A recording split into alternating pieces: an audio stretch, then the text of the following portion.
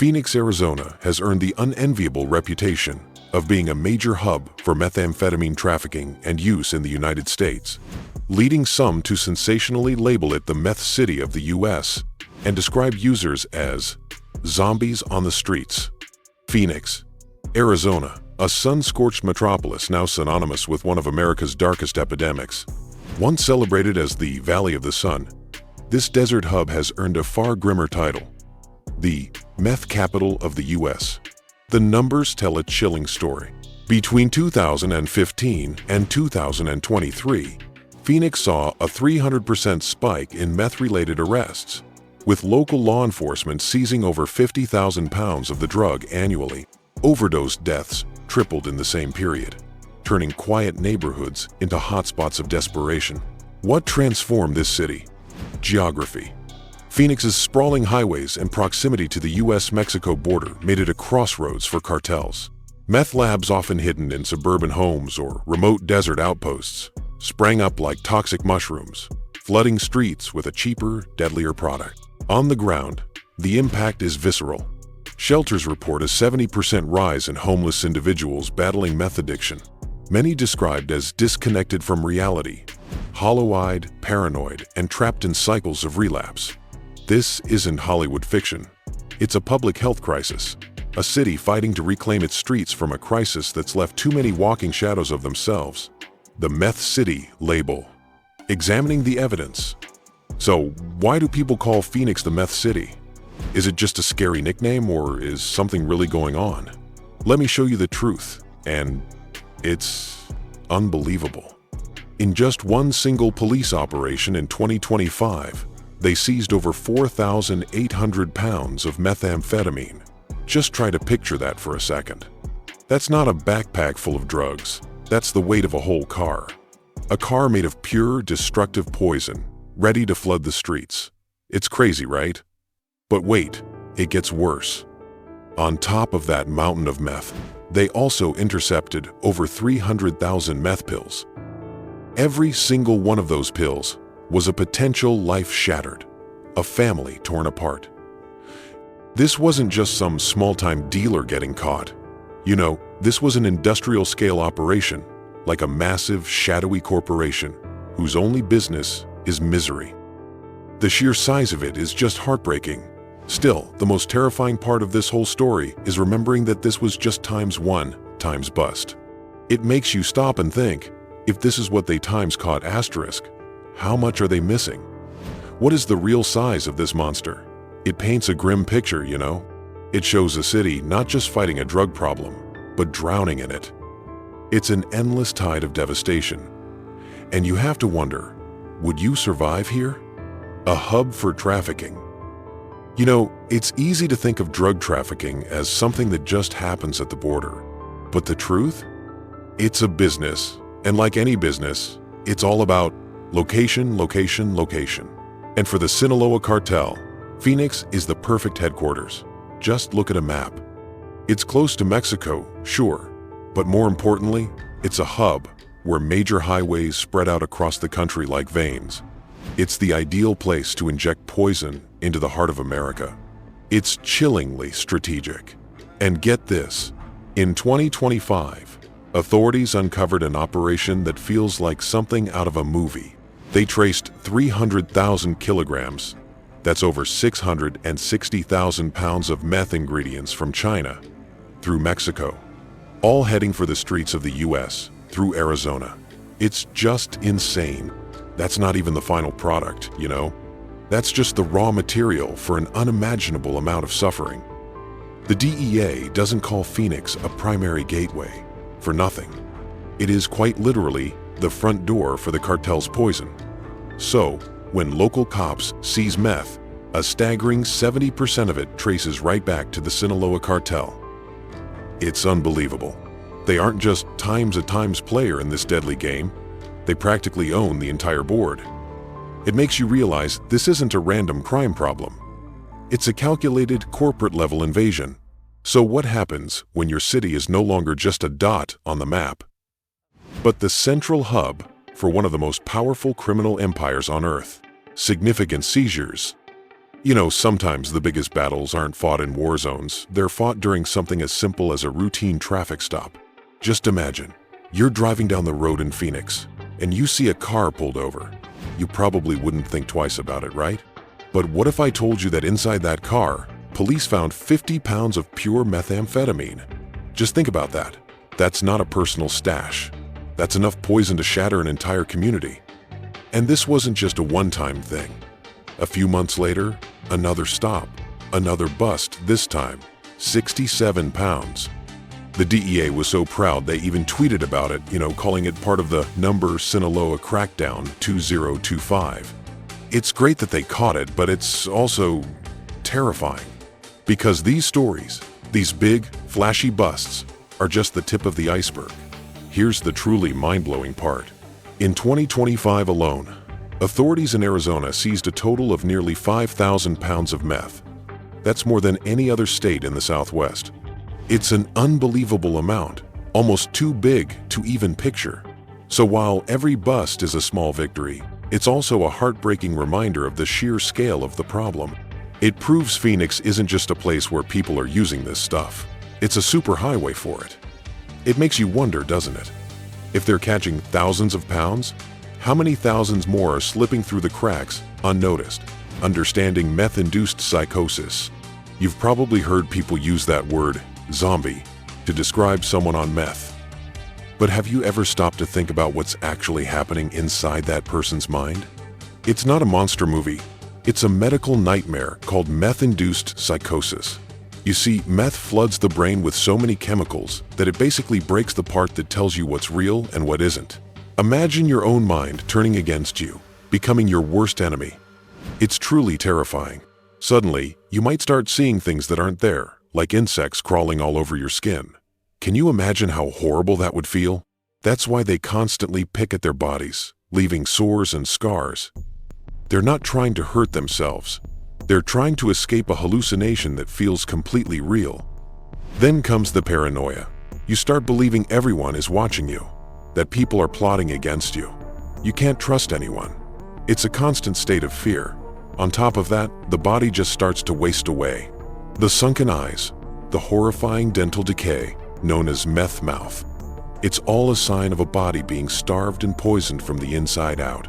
So, when you see someone in this state, shuffling and disoriented, you're not looking at a zombie. You're looking at a human being who is trapped in a prison of their own mind, fighting a battle that is just unimaginable. It's a tragedy, and it's so much sadder and more complex than a simple, scary label. Public perception versus official terminology. It's a powerful word, isn't it? Zombie. The media absolutely loves it. They flash the most shocking images across the screen, the gaunt faces, the erratic movements, the vacant eyes, because it grabs your attention. It's dramatic, it's scary, and it gets views. But the thing is, it's not the whole story, and it's actually incredibly damaging. You will never hear doctors, counselors, or even police officers use that word. They use clinical, almost boring terms like stimulant-induced psychosis. And there's a really important reason for that. When you're a doctor or a social worker, your goal isn't to create a spectacle. Your goal is to help someone heal. Words have power, and calling someone a zombie does the exact opposite of helping. As one counselor in Phoenix put it, labels like that make people feel like monsters. Just think about that for a second. How can you possibly ask for help if you've been told and you start to believe that you're no longer human? It builds a wall of shame that feels impossible to climb over. It breaks my heart because behind the scary symptoms is a person who is sick and desperately needs support. So, the language we choose matters. We can either use words that create fear and push people further into the shadows, or we can use words that offer a little bit of dignity and open the door to recovery. The rise of the zombie drug misnomer. Here's where things get really confusing, and it's a huge problem. That term, zombie drug, gets thrown around a lot, but a lot of the time, it's actually pointing at the wrong thing. There are drugs out there that are a whole different kind of nightmare, and their effects are what truly fit that zombie description. I'm talking about stuff like fentanyl, mixed with a powerful animal tranquilizer called Tranq. This stuff is terrifying. It doesn't hype you up. It shuts you down. It puts people in a stupor, slows their breathing to almost nothing. And this is horrible. It literally causes their skin and tissue to rot away. That's a true zombie drug. It's a depressant, like an off switch for the human body. But meth is the exact opposite. It's a stimulant. It's the on switch, cranked up so high that the system overloads and crashes. It creates paranoia, agitation, and frantic energy, not a slow, shuffling stupor. The problem is, the zombie label is just so dramatic and catchy that it has stuck to meth, especially in places like Phoenix. But it's like preparing for a hurricane when a wildfire is coming. You're fighting the wrong enemy. Understanding this difference is so important because you can't solve a crisis if you don't even know what you're truly fighting against. The human toll. Beyond the scary headlines and shocking statistics, there's the real human cost, the quiet devastation that meth leaves in its wake. You know, most of us build our lives on a foundation of simple things: a job, a home, people who care about us. But meth is like a chemical bulldozer that just flattens everything. It's a slow, heartbreaking collapse. First, the drug makes it impossible to hold down a job. Then the lies start, and the trust from your family and friends just crumbles. And before you know it, the last thing you have left a roof over your head is gone too. And in Phoenix, that often means ending up in a sprawling downtown homeless camp they call the Zone. It's heartbreaking. We're talking about over 1,000 people living in tents, with so many of them trapped in the grip of addiction. This isn't just a sad story, it's a full-blown crisis. The number of people living on the streets there has tripled in just a few years. It's a vicious trap, you know? The drug takes your home, and then the hopelessness of being homeless makes it feel impossible to ever get clean. Every single person in that camp had a life before this. They had jobs, families, and dreams. Meth didn't just take their belongings, it stole their entire world. Heat-related deaths. There's a silent and incredibly cruel killer in Phoenix. And it's not just the drugs. It's the combination of the drugs and the blistering, relentless Sunday. Everyone knows the heat there can be deadly. But meth turns the human body into a furnace with no way to cool down. It's a terrifying thought. You see, your body has an internal thermostat that keeps you from overheating. It tells you when you need water, when you need to sweat, when you need to find shade. But meth, it just breaks that thermostat. Your internal temperature can be soaring to dangerous levels, but your brain is so scrambled by the drug that you don't even realize it. Now, add the Phoenix heat to that. It's a tragic recipe for disaster. In 2025, over 500 people died from the heat in that area. And what's truly scary is that this number has gone up 10 times in the last decade. It's an epidemic. Public health officials say that so many of the victims are meth users. They're found outside, already dehydrated and burning up from the drug's effects, but they're too disoriented and confused to even think about finding shelter or a bottle of water. They are literally dying in the sun, sometimes just feet away from help, because the drug has stolen their ability to save themselves. It's one of the most brutal and heartbreaking consequences of this entire crisis. The strain on public services, emergency rooms. When you think about the meth crisis, you might picture what's happening on the streets. But where do all the worst-case scenarios end up? They flood the city's emergency rooms, and the people working there are on the front lines of a brutal, never-ending war. The strain is just unimaginable. Doctors and nurses in Phoenix are completely overwhelmed. It's not just one thing. It's a constant, chaotic storm of meth-related emergencies. One moment, they're trying to treat someone whose heart is giving out from the strain of the drug. The next, they're trying to help a person who is dangerously dehydrated from the heat. Their mind too lost in a meth-induced psychosis to even know what's happening. And the numbers, they're just heartbreaking. In a single year, the city saw almost 700 fatal overdoses where meth was a major factor. That's nearly 2 families getting the worst news of their lives every single day. Can you imagine the toll that takes on the ER staff? They are dealing with the absolute rawest edge of this crisis, shift after shift. They're not just treating a medical condition. They're dealing with the chaos, the violence, and the profound tragedy of it all. The system is just buckling under the pressure. The emergency room has become the crisis center for the city's meth problem, and the people working there are getting completely burned out by the sheer weight of it all. Law enforcement. While the hospitals are dealing with the aftermath, the police are on the front lines trying to stop the flood at its source. And it's an incredibly dangerous and draining fight. You have to understand, for law enforcement in Phoenix, this isn't just one problem. It's a war on two fronts. On one side, they're fighting the massive, organized trafficking operations run by the cartels. The numbers are just staggering. Nearly a third of all the meth seized in the entire state of Arizona is found in the Phoenix metro area. Just think about that. It proves the city is the absolute epicenter of the trade.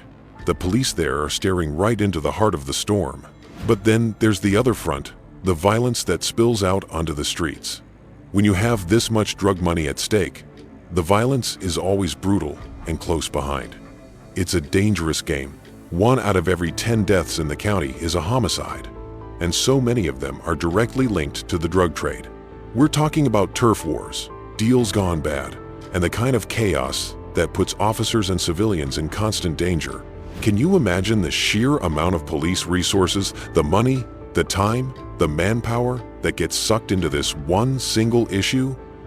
It's a relentless, high-stakes battle every single day. The link to homelessness. It's a heartbreaking question, you know. What comes first, the meth addiction or the homelessness? The brutal truth is that it's a vicious, inescapable cycle, and it's at the very heart of the crisis in Phoenix. For so many, the drug is what pushes them onto the streets. It takes over. They lose their job. They can't pay their rent, and suddenly, they've lost everything. The drug is the wrecking ball that demolishes their life. But for others, the story is flipped. They're already homeless, living in a constant state of fear and survival. Just imagine that for a second. How do you sleep when you're terrified of being attacked or robbed? Meth becomes a tool. It helps you stay awake all night to protect yourself. How do you deal with the constant hunger, cold, and hopelessness? The drug becomes a way to numb that pain, even just for a little while. It's a brutal cycle. The addiction leads to the street, and the street leads to addiction. The numbers are just staggering. A recent report showed that 70% of people in Phoenix homeless shelters had a history with meth. That's 7 out of 10 people. It shows that these aren't two separate problems. They're one and the same, tangled together in a trap that feels almost impossible to break. The zone. At the very heart of this entire crisis is a place known simply as the zone. It's a massive, sprawling encampment of over 1,000 tents, right in downtown Phoenix, almost in the shadow of the state capitol building. It's a grim, heartbreaking sight. This isn't just a few people down on their luck. It's a city within a city, built on desperation. The streets are littered with the evidence of the addiction that grips so many here: discarded needles, little baggies, and burnt pieces of foil. It's the physical, undeniable proof of the human toll we've been talking about. You have these outreach workers, absolute heroes, who go in there every single day, trying to build trust, trying to offer a lifeline. But what can you do? How do you convince someone to get treatment when they don't have a safe place to sleep that night? It's an impossible situation. And because it's so visible, so concentrated, the zone has become this glaring symbol of a system that has just completely failed its most vulnerable people. Advocates say it's proof that you can't just ignore a problem like this. It's why you hear them screaming for real solutions, like getting people into housing times first times, and then flooding the area with real, accessible addiction services. It's a public health disaster unfolding in plain sight. Historical roots of the crisis. The rise of methamphetamine in the West. Methamphetamine's journey to dominance in Arizona began in the 1992, when the drug's popularity surged across the western United States. Unlike the opiates that plagued other regions, meth found fertile ground in the Southwest due to its affordability and the region's porous border. By the early 2000s, Arizona had become a meth epicenter, with Phoenix at its heart. The state's vast unpatrolled desert stretches, combined with major transportation corridors, created ideal conditions for distribution networks to flourish. What started as a regional problem evolved into a full-blown crisis by the 2010 seconds, when meth overtook other substances to become the most common drug in Phoenix's treatment centers and emergency rooms. The drug's accessibility and long-lasting high made it particularly appealing in a city where blue-collar work and long hours were common. From local production to cartel dominance, the evolution of Phoenix's meth market reflects a broader shift in the drug's production dynamics. In the 1990s and early 2000s, one-pot meth labs, small, mobile operations often run by local cooks, dominated the scene. These operations were dangerous, prone to explosions and toxic chemical exposure, but profitable for small-time operators. By the mid-2000s, however, Mexican cartels, particularly the Sinaloa organization, recognized the profit potential and began a strategic takeover. The cartels leveraged their established smuggling routes, sophisticated distribution networks, and access to precursor chemicals to produce meth at industrial scales in super labs across the border. By 2010, law enforcement estimated that over 80% of meth in Phoenix originated from cartel operations. This shift dramatically increased the drug's purity, while driving down prices, making it more dangerous and more accessible than ever before. The cartel's meth operations now generate billions in revenue annually, rivaling their cocaine and heroin profits, with Phoenix serving as both a distribution hub and growing consumer market. So, we've walked through the heart of the crisis in Phoenix. We've seen the grim statistics, the sheer scale of the trafficking, and the heartbreaking reality of what this drug does to a person and to a city. We've looked into the nightmare of psychosis, the vicious trap of homelessness in the zone, and the unbearable strain on the doctors and police who are fighting this war every single day. But after all of that, we have to come back to the beginning. Is Phoenix really a city of zombies? No. What you've seen today aren't monsters. They are people. They are sons and daughters, mothers and fathers, trapped in a disease that is more powerful than most of us can ever imagine. The real monster is the methamphetamine itself, the chemical that hijacks the brain and steals a person's soul. And seeing them as anything less than human is where we all fail. This is where you come in. If this story opened your eyes, please like this video, subscribe for more content that goes beyond the headlines. But more importantly, share this video. The more people who understand the human reality of this crisis, the more chance we have of changing the conversation from one of fear to one of compassion. The next time you hear someone use a word like zombie to describe someone struggling with addiction, maybe you can be the voice that reminds them there's a person in there who is sick and needs help, not judgment. In the description below, we've included links to resources and organizations that are on the ground doing the hard work to help people recover. Thank you for watching. Let's be the change that starts with understanding.